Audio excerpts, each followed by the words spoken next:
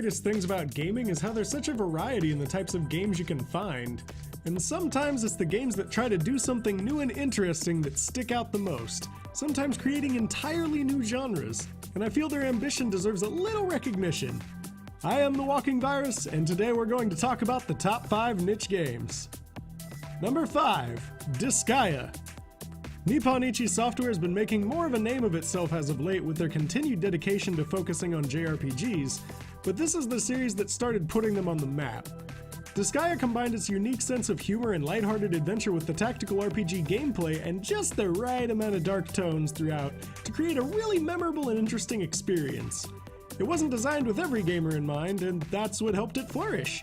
It knew what its target audience was and took the things they liked and dialed it up to 11.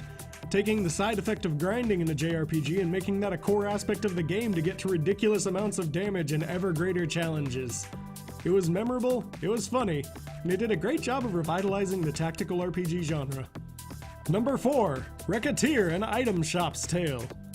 Combining dungeon crawling action with shop management ended up working out very well for this entry.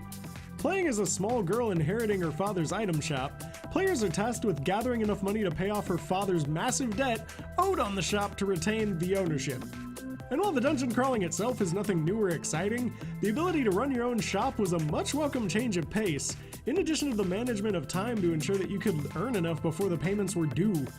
The game tried something different and was all the better because of it. Number 3. Chibi Robo.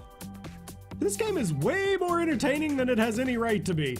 Putting players in control of a tiny household robot, Chibi Robo has players cleaning up the messes of the family living in the house, while needing to pay attention to their battery level and ensuring they plug into the wall to recharge themselves. And while that may sound tedious or boring, it somehow is extremely entertaining adventure, as you kind of help to rebuild the relationship of the family and explore your surroundings. It was a really unique idea and one that I'm glad got to be released. Number 2.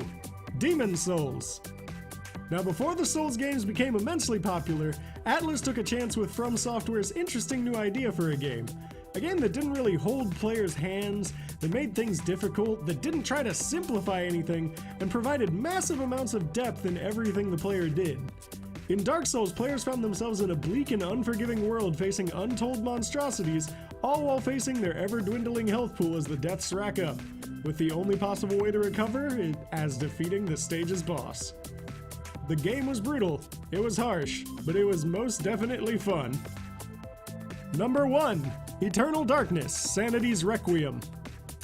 And now the king of messing with your mind.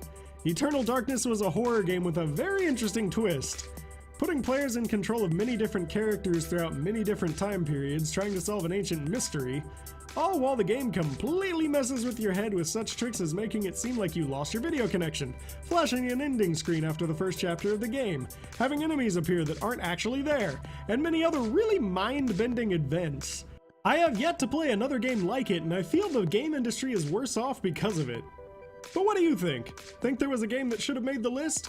Feel free to let me know down in the comments below, and if you liked the video, feel free to hit that like and subscribe button and join me on our fancy Discord. And until next time, keep gaming.